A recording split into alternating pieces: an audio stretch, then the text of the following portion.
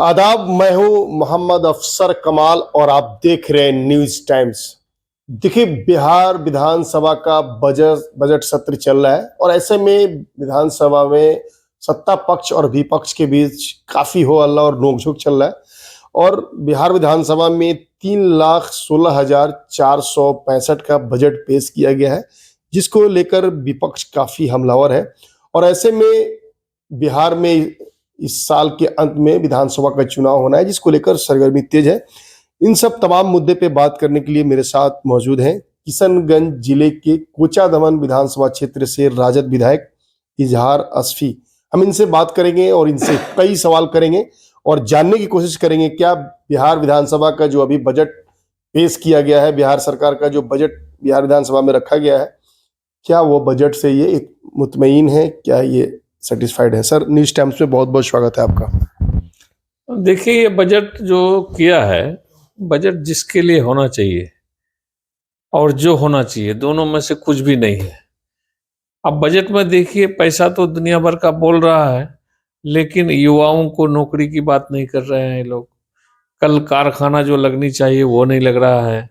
हमारे यहाँ के युवा लोग पलायन धड़ल्ले से कर रहे हैं।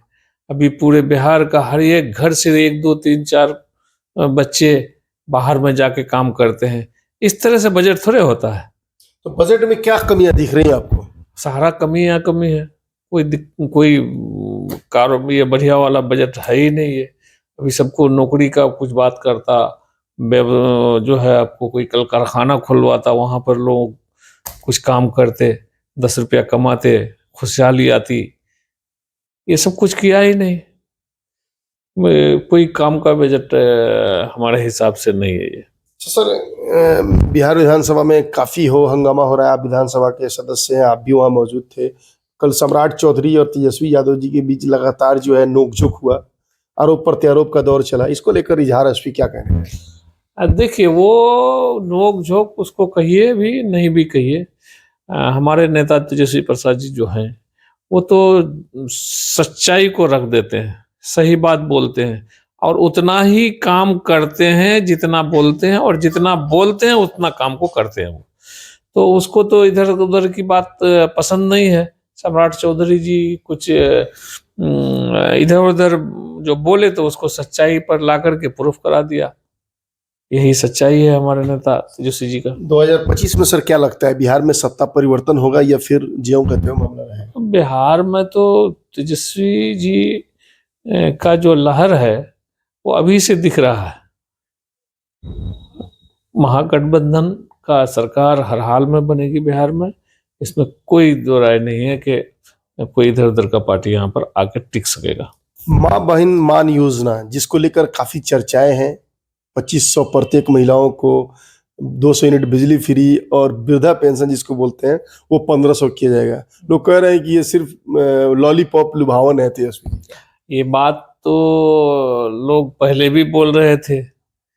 जब नौकरी देने की बात माननीय तेजस्वी जी बोले थे तो बोला कि कहाँ से ला करके देगा। तो आखिर पिछले 17 महीना की सरकार में तकरीबन 5 लाख सरकारी नौकरी दिया या नहीं दिया, विश्वास पर खरा हुआ कि नहीं हुआ। इसी तरह से अभी जो माँ बहन मान योजना का ये किया है, इसमें हर हाल में तेजस्वी जी इसको पूरा करेंगे। और यही नहीं, गैस सिलेंडर और वृद्धा पेंशन, विकलांग पेंशन वगैरह वगैरह जिसके बारे में बोला, सारा चीज को ये पूरा करेंगे। सर, उर्दू के लेकर आजकल उर्दू काफी चर्चा में है। एक स्टेट के चीफ मिनिस्टर ने उर्दू पढ़ने वाले लोगों को कठमुल्ला से संबोधित किया और वो भी विधानसभा में।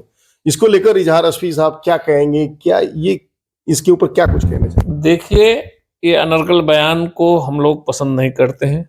ये जुमलाबाजी अपना वोटर को लुभाने के लिए, अपने धर्म के लोगों को कट्टरपंथी लाइन पर खड़ा करने के लिए ये सब बात बोलते हैं, जो अच्छी बात नहीं है। आप सेकुलर मुल्क में हैं, सेकुलर बात कीजिए और सारे लोगों को लेके चलिए।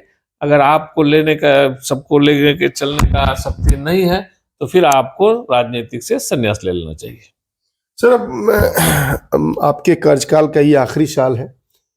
मैं जानना चाहूंगा कि इन साढ़े 4 साल में ऐसा कौन सा काम जो आपने अपने क्षेत्र में किया जिसको लेकर काफी आप फख्र महसूस कर रहे हैं कि मैं इस काम करके बहुत ही बड़ा काम किया और बिग अचीवमेंट मानते हैं अपने कार्यकाल का? देखिए, पिछले 4 साल से ज्यादा हो गया, 4 साल, इसमें हम लोगों ने विकास का जो काम किया है वो सबके सामने में है। सबसे बड़ा काम ये किया कि हमारे इलाके में जो ठगाई हो रहा था, दलाली हो रहा था सरकारी कार्यालयों में, तो ये सब चीज को हमने दूर करने का काम किया। इसमें कुछ लोग ऐसे थे जो ऑफिसर को देख के डरते नहीं थे, रोड पर कोई गलत पैसा वसूल करते थे, गाड़ियों से पैसा वसूल करते थे, और थाना में पुलिस और जो है ब्लॉक में जो धांधली होती थी या दलाली होता था, महज मामूली पासपोर्ट के नाम पर या फिर कोई सर्टिफिकेट के नाम पर ब्लॉक में, वो सब बंद किए हैं। उस पर उगाही नहीं हो रही, उस पर पैसा नहीं हो रहा। ये हमको बहुत बड़ा संतुष्ट मिली है कि कम से कम ये चीज हमारे कोचा धमन से दलाली कम हुआ। तो सर, बजट सत्र चल रहा है बिहार का, और क्या इस बार जो है बजट सत्र में क्षेत्र के लिए कुछ स्पेशल डिमांड आप रखेंगे विधानसभा के पटल पर? देखिए, 2-3 तो है मेरे दिमाग में, बात रखे हैं, और उसको हम लोग रखेंगे ही नहीं, बल्कि उसको हम लोग चाह रहे हैं कि वो धरातल में हम लोग उतारें। खास तौर पर नदी का पुल पुलिया है और वो जो कटाव है, ये 2 चीज हमारे इलाके के लिए बहुत महत्वपूर्ण है, जिसको हम लोग सैलाब के टाइम में और सैलाब के बाद भी जो नदी कटान हो रहा था, उसको हम लोग अस्थायी रूप देने के लिए जमीन हजारों बीघा जो कट गया है या कट रहा है, उसको रोकने के लिए हम लोग कोई नया पहल करने के लिए सोचे। किशनगंज इलाका जो है काफी पिछड़ा, वहाँ गरीबी रेखा जो है काफी न्यूनतम गुर्बत की जिंदगी लोग जी रहे हैं वहाँ पे, और सुरजापुरी की बात होती है उनके उत्थान की, तो इसके लिए विधानसभा में क्या कुछ अपने तरफ से बात रखेंगे?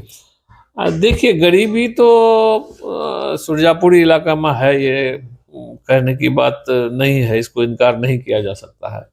लेकिन उसमें हमारे बच्चे अपना वतन छोड़कर बाहर जाकर अपने अपने घर का थोड़ा सा माहौल को ठीक किया है, खुशहाली लाए हैं, और बाहर से बच्चे जो 5-10 रुपये कमा के भेजते हैं, सबके घर में अभी थोड़ा बहुत छोटा मोटा ईंट खरीद करके अपने घर को बिल्डिंग का शक्ल दिया है, और उसमें आराम से अपने माँ बाप भाई बहन को रखते हैं, और अच्छे खान पीन में भी उतरे हैं, और अच्छी माहौल में अपने भाई बहन का शादी ब्याह भी करने के लिए अब हम लोगों को कोई दिक्कत नहीं हो रहा है।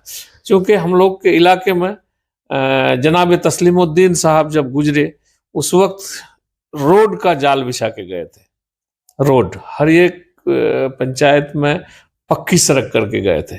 अब हम लोगों को बहुत कम ऐसा ये रोड मिल रहा है कि हम लोग की गाड़ी नहीं जाए। इससे तो हम लोग निजात पा गए हैं, और हमारा इलाका का लड़का खुशहाल है, अपना कमाई पर नाज है। दिल्ली मेरठ पंजाब ही नहीं बल्कि विदेश भी जाकर के अब हमारे बच्चे 10 रुपया कमा के घर लाते हैं। तो सर, चुनाव करीब है, क्या क्षेत्र में जनसंपर्क चल रहा है, लोगों से मुलाकात हो रही है? देखिए, लोगों से स्पेशल कोई मुलाकात तो है नहीं। हम लोग का तो 12 महीना 30 दिन का यही हाल है, हर दिन हम लोग क्षेत्र ही में रहते हैं। हाँ, जो लोग नहीं उस क्षेत्र में जाते हैं, अपना घर या पटना पकड़ लेते हैं, तो उन लोगों की तैयारी शुरू करना चाहिए उन लोगों को। हम लोगों का तो डेली का तैयारी हुआ, एक दिन मीटिंग के लिए हम लोग पटना आते हैं तो दूसरा दिन अपना क्षेत्र में रहते हैं। इसलिए हम लोगों को उतना कोई खास ये नहीं है। हम लोग हर वक्त पब्लिक के बीच में क्षेत्र में रहते हैं। सर, 2025 में क्या लगता है कि क्षेत्र की जनता आपसे फिर पे भरोसा करने जा रही है, चूंकि इस बार सर सिंबल बदला है? देखिए, ये बात तो क्षेत्र के अवाम कहेंगे ना भाई, हम लोग कैसे कहेंगे? लोगों का रुझान तो नहीं, रुझान में तो कहीं पर कोई बात आ ही नहीं रही है। इसलिए कि हम लोग जब सिंबल बदले, पार्टी बदले, एक पार्टी से दूसरा पार्टी आए, तो उसमें हम लोग लोगों के प्रति जो काम करने का वादा किए थे उसको हम लोग लगभग पूरा कर रहे हैं। कल मैंने अंजार नईमी साहब जो बहादुरगंज के विधायक है उनका भी इंटरव्यू लिया, उन्होंने कहा कि एमआईएम उनके वजह से उस क्षेत्र में था, संगठन को उन लोगों ने ही लाया था। तो आज जो आरोप लगता है कि एमआईएम के सिंबल में चुनाव जीतकर फिर ये लोग आरजेडी में चले गए, तो इन्होंने धोखा किया, बहुत सारा आप पे आरोप प्रत्यारोप का दौर चला था उसमें। देखिए वो सब हम लोग सियासी कोई नया नहीं आया है, हम लोग सियासत में कोई आज नया नहीं आए हैं। हम लोग के लिए लोगों का काम फर्ज है, लोगों का खिदमत हम लोग को करने का आदत लगी हुई है। हमारे कई पीढ़ी से, हमारे दादा बाप, हम, हमारे बच्चे अभी हैं, सब लोग खिदमत करते हुए आए हैं। हम लोग को ये नहीं देखना है कि हमारे वजह से है, हम उसके वजह से हैं। लोग आज के दिन में भी मैं कह रहा हूँ कि हम अगर खरा लोगों के दिल में उतरे हैं तो हर हाल में कल फिर हम लोग विधानसभा में रहेंगे, लोगों की आवाज उठाएंगे। इसमें हम लोगों को अपना कोई इशू नहीं है। हम लोग सिर्फ और सिर्फ काम करने के लिए भेजे गए हैं और काम करते हैं।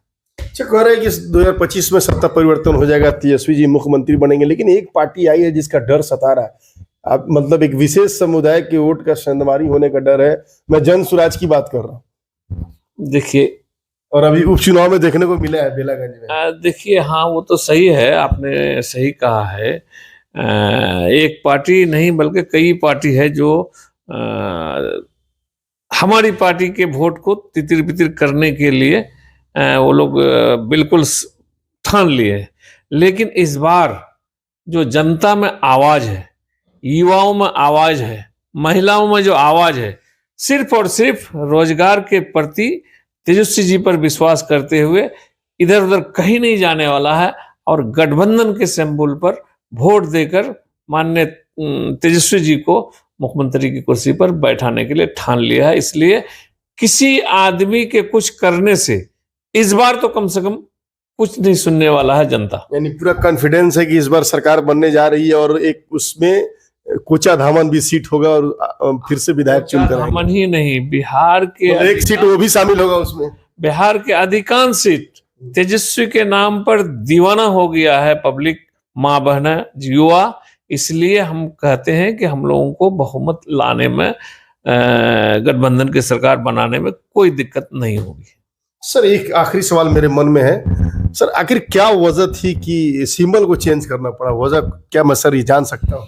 नहीं, आपको मैं जानकारी देना नहीं चाहता हूँ, क्योंकि जब देखिए, हम शुरू में मुखिया रहा करते थे, ठीक है, और हमारा काम जब मुखिया रह करके इतना होता था, तो जब हम विधायक बने तो हम अपने आप को महसूस कर रहे थे कि हम लोगों का खिदमत नहीं कर पा रहे हैं, हमारी बात सरकार सुन नहीं रही है, हमारी आवाज को ये गूंगी बहरी सरकार के कान में जा नहीं रही है, हमारा काम को डिस्टर्ब करने के फेरे में रहता है। एक फोन ऑफिसर को करते हैं तो जी सर, हाँ सर तो करता है, लेकिन एक बेचारा पब्लिक का हमने काम कर नहीं पा रहा था, जिसके चलते मेरा मन में आया और देखा कि सरकार बदलने वाला, मुख्यमंत्री बदलने वाला भी है, नीतीश जी को हटाकर दूसरा आदमी को हटाना था। तो फिर हम लोगों ने डिसीजन लिया एक साथ में और हमने अवैसी साहब की पार्टी को छोड़कर लालू जी की पार्टी, राष्ट्रीय जनता दल की पार्टी में हम लोग ज्वाइन हुए। तब लोगों ने हम लोगों का बहुत मजाक उड़ाया, गाली भी दिया, लेकिन कुछ ही दिन बाद हमने उस पार्टी को जाकर 76 मेंबर था उसमें, हम लोगों ने बड़ी पार्टी बनाया और फिर भाजपा को बिहार से उखाड़ करके है। इसलिए पब्लिक हम लोगों से बहुत खुश है। सर, और आपके क्षेत्र में मैं गया था, आपकी सादगी और लोगों से जो सीधा संवाद है, आप डायरेक्ट लोगों से मिलते हैं, किसी बिचबनिए की जरूरत नहीं पड़ती। ये एक बहुत बड़ी बात है, जो मतलब जो मुखिया वाला जो व्यवहार था वो विधायक होने के बाद भी है, कोई चेंजिंग नहीं है। देखिए, हम लोग ये नहीं जानते हैं कि हम लोग कोई बड़ा आदमी है, कोई बड़ा ऑफिसर हैं, कोई बड़ा नेता है। हम लोग जमीन से पैदा हुए हैं, हम लोग जमीन से पैदा हुए हैं और हम लोग ही नहीं, हमारे पूर्वज लोग भी लोगों का खिदमत करते हुए आ रहा है। आज के दिन में भी और इससे पहले भी फजर की नमाज पढ़ के आते हैं तो दरवाजे पर 2 4 5 10 आदमी अपना फरियाद लेके बैठे हुए रहते हैं, उसको पूरा करते हैं, फिर नहा धो के नाश्ता वगैरह करके निकलते हैं क्षेत्र, और शाम में आते हैं। न खाना कभी हम लोग घर में सिस्टम से खा पाते हैं, न नाश्ता कर पाते हैं। दोपहर की खाना क्षेत्र में ही कोई आदमी के साथ में खा लेते हैं। रात में 6 बजे रात में आते हैं, अहलिया हमारी जो वाइफ है वो जो है खाना खिलाती है, फिर रात में सोते हैं, फिर सुबह डेली 30 दिन का ये हाल है हम लोगों का। इसलिए हम लोगों को फर्क पड़ने वाला नहीं है। सर, आखिरी सवाल, अगर आपको फिर से मौका मिलता है विधानसभा पहुंचने का, तो सर अब क्षेत्र के लिए पहली जो प्राथमिकता क्या रहेगी? देखिए, हम किसको किसको पहली कहें, अभी पिछले कई सालों से जो ठगाई महसूस कर रहे हैं हम लोग, उस चीज को तो आपने खत्म कर दिया है, लेकिन और विकास के मामले में अब पहला काम ये कर देंगे इस बार आएंगे। तो हम लोगों ने देखा है, इसलिए हम लोगों का जो 5-7 काम रह गया है, मिसाल के तौर पर नदी कटान, तालीम और रोजगार, इस पर हम लोग ज्यादा से ज्यादा ध्यान देंगे और उसको हम लोग धरातल पर उतारने का काम करने का इरादा किए हैं। मेरे माध्यम से कुछ अपने क्षेत्र के लोगों से अपील करना चाहेंगे? अपील बस यही है कि अपील जो हमारे पहले से है कि अपील लोगों से हमको कुछ तो नहीं चाहिए, सिर्फ दुआ की दरख्वास्त लोगों से करते हैं। दुआ करें कि हमारा सेहत ठीक रहे और लोगों के वक्त ज़रूरत पर सुबह शाम दोपहर रात आंधी तूफान में हम काम आ सकें। बहुत बहुत शुक्रिया मुझसे बात करने के लिए। जैसे कि आप देख रहे थे कि इस वक्त मेरी बात जो है किशनगंज जिले के कोचाधाम विधानसभा क्षेत्र से राष्ट्रीय जनता दल के विधायक इजहार हसफी साहब से हो रही थी। इन्होंने साफ तौर पे कहा कि 2025 में सत्ता परिवर्तन तय है और तेजस्वी यादव मुख्यमंत्री बनेंगे। नमस्कार।